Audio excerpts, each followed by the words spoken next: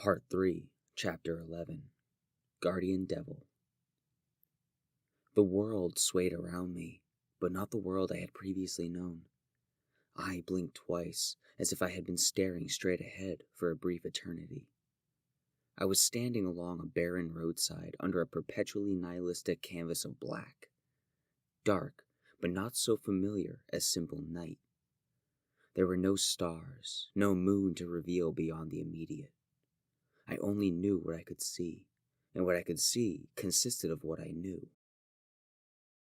A thick, icy fog rolled along the ground and concealed my feet, brushing past the fabric of my jeans and shrinking the fibers tight. By some will other than my own, I started to walk along the edge of the pavement. The empty strip lacked any designated lines or markers, but the borders were decorated densely with acquainted woodland and lanky shadows. Oblivious to anything and everything, my empty head pushed on.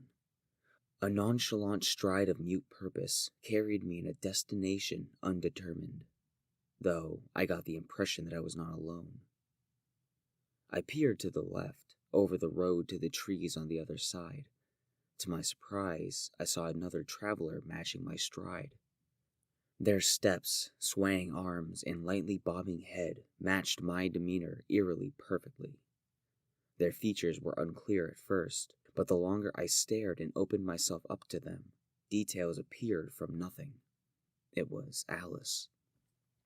Her name was never declared or thought. It simply became known in a nonverbal or imaginative way.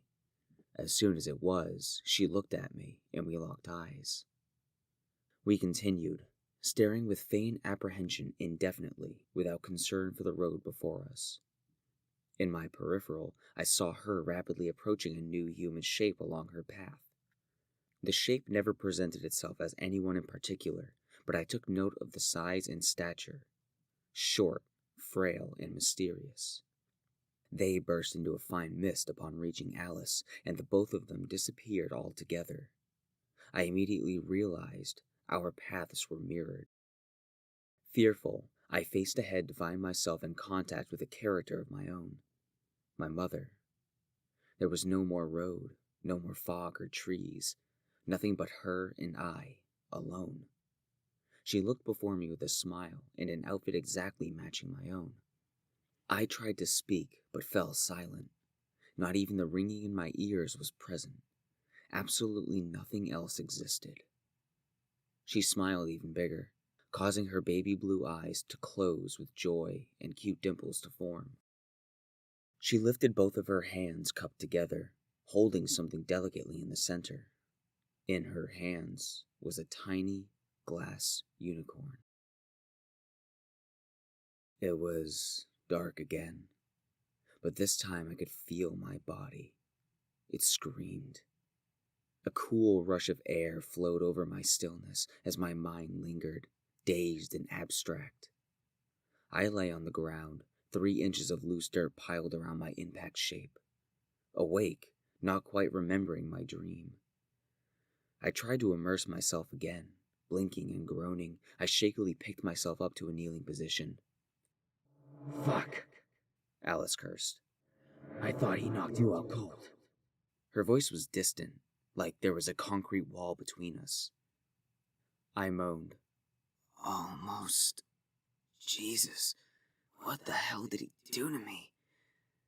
My lungs, they hurt." I stuttered and coughed. Every organ in my body felt like they had individual tears and couldn't stop pounding. "I'm not sure, but whatever it is, it can't be good. There's something foreign in me."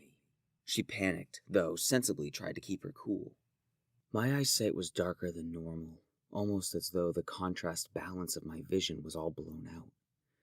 I barely lifted my head enough to get a glimpse of the old man.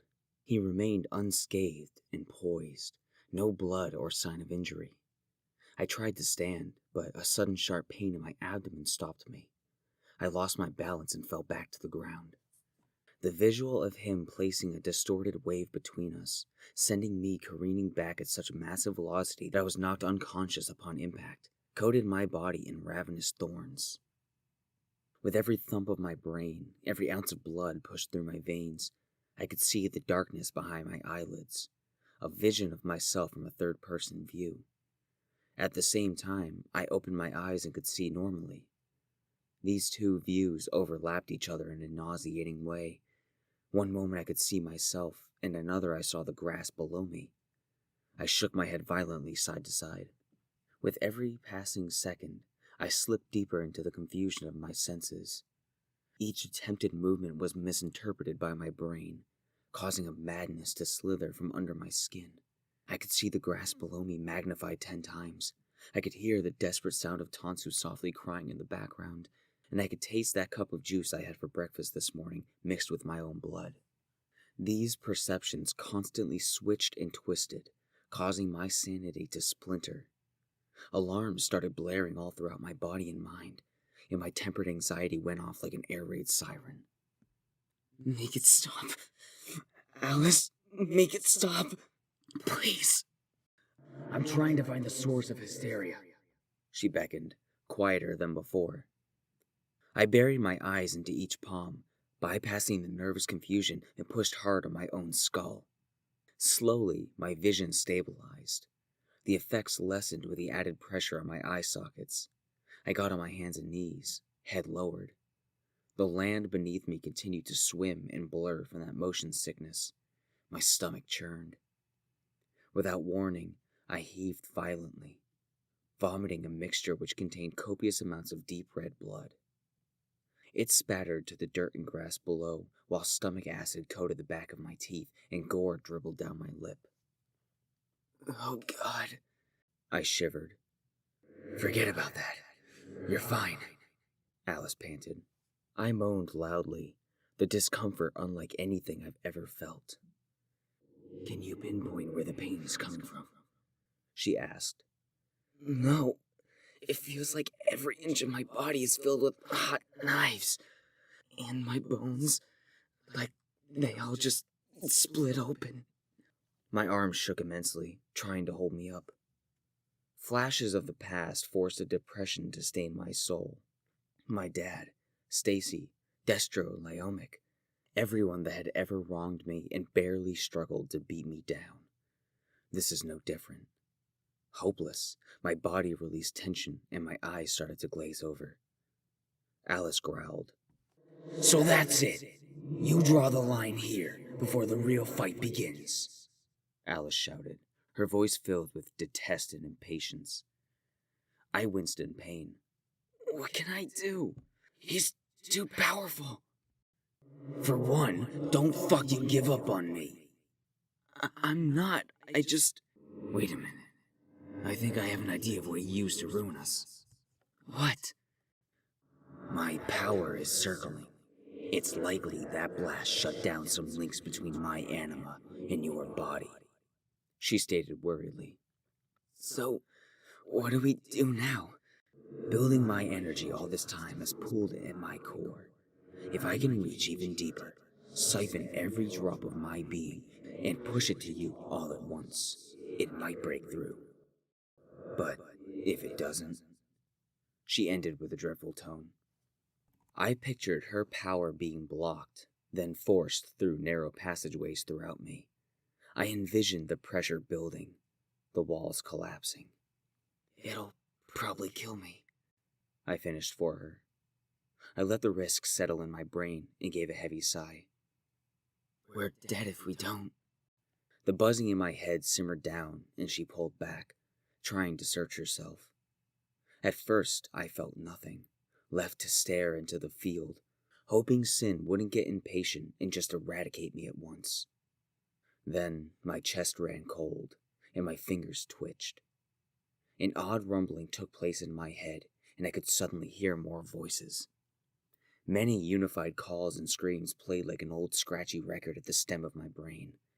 I couldn't keep my eyes open while these indecipherable words pounded my skull. It felt just like it did back then, when I met Lucy in the dream. Some strange connections to the woefully abandoned. It was almost comforting. In a minute or two, I started to feel my skin grow warm. A soothing sensation came over me, and I briefly felt no pain. I managed to pull my torso upright, propped like a board on both knees. I think it's working, I jeered, still inhibited. Suddenly, a tiny gust of air spiked my ears. I looked up, and Sin was there again with his smug scowl. I choked on my own breath, horrified that he was this close to such a vulnerable moment. At first, he did nothing, just held a finger pointed at me. My lips trembled, anticipating he might attack at any moment. To my surprise, he talked. You know, Kimberly, when I look into your eyes, do you know what I see? He sounded annoyed. My voice trembled. I don't care. Exactly that. Defiance. Your father defied me, and he paid for it. You two are so much alike, and that disgusts me. Alice whimpered. I'm doing the best I can. Keep him talking. Not acknowledging Alice in any way, I kept my stare on him. No, my mother paid the price for his mistakes. She was innocent. And it's because of those mistakes that you ended up here. I failed to understand how the blame was shifted on me. I gave you what you wanted. You got revenge on your father. This was not meant to be a vendetta. You didn't expect me to live this long, for your own actions to come back and bite you. Well, I held on to that drive for this moment, to kill you for what you did to my family. He remained stoic. And just how, I wonder, did you manage to not lose your mind after all this time? You are not like the others, he whispered with a curious tone. He quickly gritted his teeth and turned toward Tansu. Out of thin air, another glyph circled around his fist as he retracted his finger. I saw this and tried to pull myself back, but it was too late. He pressed it tight against my chest, and another massive surge went through me. Whatever this force was, levitated me off the ground and held me there. Arms and legs dangling, completely numb and suspended in a stasis. As I floated there, he began walking towards Tansu, leaving me. What are you doing? I struggled to move my mouth. His footsteps were light in the dirt, not making an impression in the mud as he casually strode in her direction. I can read your tuffle, Kimberly. The bodies in your wake, the desperate clamor for peace. You've done extraordinarily well in this challenge. He snickered, impressed. You even managed to cause me minor damage. That alone is enough to consider. An evil grin sent shivers across my skin. I tried prying my arms in every direction. The pressure behind my eyes was building, but not as quickly as I needed it to. If I am to claim you, I must be absolutely sure that you have what I need. He spoke calmly, pondering some far-off thought. He continued toward Tansu in a ghastly motion, locking her in place with such a powerful presence. I glared at her from where I floated, the two of us defenseless. Stay away, please, she cried out as he arrived and reached for her. Damn it, Sin! Leave her out of this! My voice grew louder, echoing in the trees. The stress writhing shook me in this invisible web. My arms and legs dangled still. I tried everything I could to force a movement. Alice, come on! He's gonna kill her! I'm trying. I have to save her. Sin lifted his arm, holding it there for a dramatic second, and fiercely slapped the back of his fist into the side of her head. Her face hit the dirt, but she got back on her hands and knees, grabbing at her ribcage and trying to crawl away. I watched in horror, tears spilling down my face. I can't do it. I can't. Her whimpering reached me in frivolous waves, thin and damp. Don't. She dragged herself through the dirt. He stood above her, head angled and watching curiously. One thick tendril sprouted from his back and curled over his shoulder, hovering above her head. I struggled with all my might, but was unable to break free from his spell. Then he peered back at me over his shoulder while the tendril flexed. He muttered, "Free me." The black limb recoiled with his command and crashed down on her head with enough force to audibly crack through the air. Her head bounced off the dirt, and her body went entirely limp. My heart, my breaths, and my rage all ceased as I watched a deep red pool of blood begin to pour under her head. In my blurry vision, I saw a light mist flow from his hand, around her body, then dissipate. Sin looked at me over his shoulder, smug and daring. My jaw slacked and my struggle ceased. Waiting, searching, listening for any movement, any noise. But there was nothing at all. Something deep inside snapped. The human side of my brain shut down, and something else awakened. All senses narrowed, and my eyes focused on my target. I began breathing deeply, chest rising with the anger building inside. My temperature scorched, head pounding, demonically glaring at the motionless body and the blood that carpeted the ground. My brain shattered.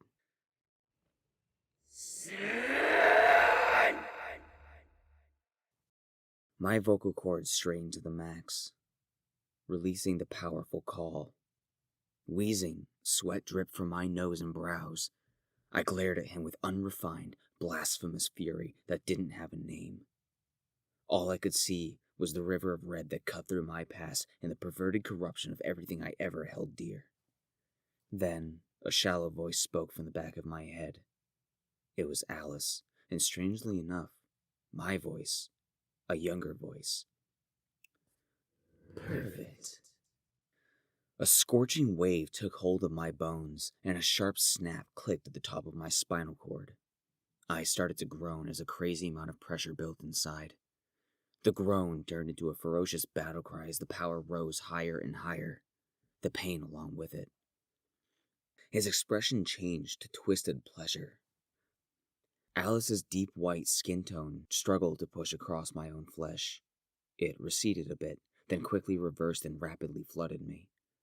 My hair flailed wildly as it was given a new black coat and sharpened like a bushel of daggers. The pain of such a quick transformation was intense. Bones shifted under the tightening skin, becoming elongated and dense. I then felt a burning sensation on my face as my lips suddenly pressed tightly together and began to sear.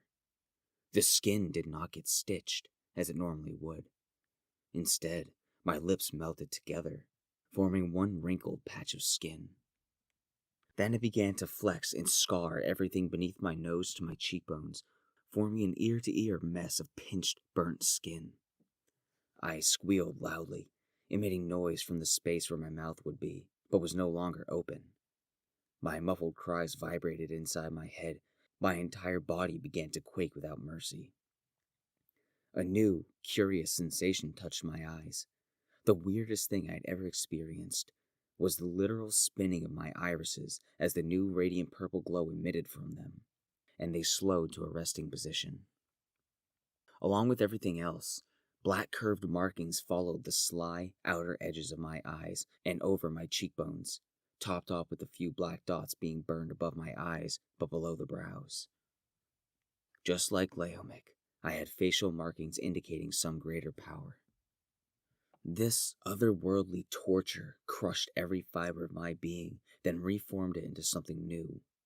My body froze and then relaxed. The pain subsided, leaving me panting from my nostrils. There was a dense silence in the air.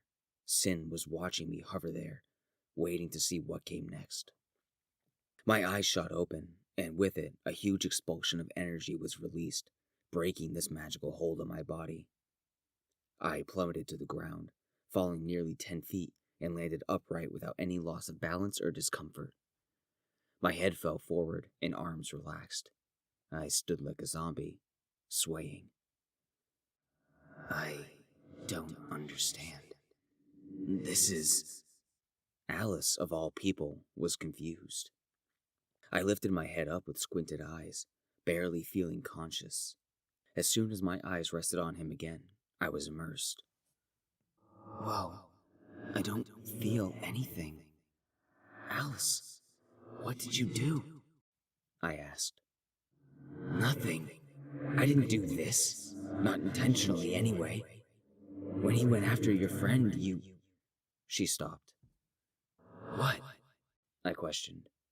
You were here again. She was astonished. I paused and contemplated, searching for an answer that was right in front of me. The cage. It's my energy. The cage is open. She then got overwhelming confidence, blatantly ignoring my plight. Do you know what this is? I shrugged. This is ascension, she announced with boisterous glee. My skin made a grinding leather sound as I opened and closed my hand, stretching the ligaments. It was weird. Alice did not have full control. I still moved, but it was like we shared my brain, each making the same decision like we attempted prior, but perfectly synchronized. I don't know exactly how to describe it, except that our minds worked together and worked insanely fast. Ascension, I said. Alice stated boldly. Kim, let's rip his throat out. With Alice's confidence and willingness to fight, I disregarded the turmoil in my gut and set my sights fully on Sin. Let's. I pulled my arm straight back with a tight-bound fist and keenly glared at him. In less than a second, I closed the near 30-foot gap between us. Now, within striking distance, I thrust my right fist forward like a piston. He stepped to the side. His movements were much slower than before through my eyes, but he still managed to dodge. His eyes grew wide, and a delighted smile came over him. Yes, he stuttered, completely out of character. You might be the one. Then he lashed out a new dark tentacle at my head, this one razor sharp. I saw it coming and ducked just in time to avoid it. As I ducked under his flailing limb, I planted my foot firmly in the dirt, then dug my elbow into his stomach. His thick skin buckled with the force. Not letting up, I continued my barrage with several insanely fast and powerful punches. Every single one collided with his chest. Each and every hit rebounded off him, and at the same time left a small dent in his torso. Everything was moving in slow motion, or so it seemed to me. I could see every movement he was about to make, like a shimmer of the near future, which allowed me to react faster than my own thought process. I finished my flurry of punches with a concluding fist that sent him skidding backward a few feet. Pure instinct forced my claws to be drawn forth. The release was much smoother than before. In my regular form, the nails were like bones, jagged and rough. They always hurt to release. Now, they were sleek, almost like metal. I slammed my fingers into the ground, and they sprouted right up from under him. One shot up and pierced through his right foot. The others missed on either side. He glowered at his foot, the nail pushing through to the other side. Impressive. But there is more to you than this, I'm sure. Show me, he said, not even the slightest bit concerned with his foot. I retracted my nails and charged at him again. This time, he attacked first with his tentacle limb. He was still insanely fast, but I saw the attack coming and brought my arm up and deflected it to the side, passing by the limb and jump kicked him flat in the chest. My body rebounded off him, and I landed heavily, then performed a smooth roll to the right, where I rose from the ground and punched him square in the face. He staggered back a few steps. You know, I enjoyed that little trick of the orbs. Alice sneered, his brows raised indifferently. Still moving as one, we both focused our energy, coiling together elements of a mixture containing my own twisted soul and Alice's power. The result was a mimic from the past and present. Hundreds of strands of my own hair snapped off and rose away from my skull, collecting in 3 bundles above me. These strands spooled together, spinning and tightening into a dagger shape infused with our energy. A visual of Lyomic presented itself and how she made weapons of her hair. Inspiration. Alice finished her threat. I think I'll make it my own. The 3 magnetized floating blades wobbled in the air, twitching and yearning. Sin looked at me, a bruise on his cheek that quickly disappeared. He seemed interested in my display, but not worried. With gusto, I rose one arm and pointed it at him. In response, the closest shard above my shoulder jittered and flew in his direction at high speed. He grimaced and used his bare hand to catch the weapon, crushing it between his fingers. As it traveled, I began moving toward him with the other 2 keeping up with my speed. I got close and stopped, thrusting my fingers into the dirt and making him react to the sprouting claws. Simultaneously, I sent forth the second blade at his face. Light on his feet, Sin avoided the attack from below by leaping up and backward. However, as he jumped up, the flying blade whizzed by and cut his ankle, leaving a trail of blood in the air. I ripped my hand free and tracked his movement closely. He landed on one foot, but before the other foot could touch down, I sent the final blade in his direction. I sprinted at full speed, making a wide arc to the left and coming up on his side. In the same instant, the aerial attack was discarded by a nonchalant hand wave. As it broke down, the hairs hit him like a horizontal rain of needles, distracting him enough for me to get in close. I caught a glimpse of his shocked face when he turned his head to meet my demented sneer. My nails cut 4 ways deep into the flesh of his face. He didn't seem bothered, despite the harsh red wounds opening wider with his expression. He angrily sent his hand downward and tried to grab me, but I threw my available hand out and caught him by the wrist. He used my own grip to pull me closer, then punched me in the face, which had minimal effect. Sin hastily crafted another glyph around one of his shadow limbs as it reformed over his head. The glyph shined bright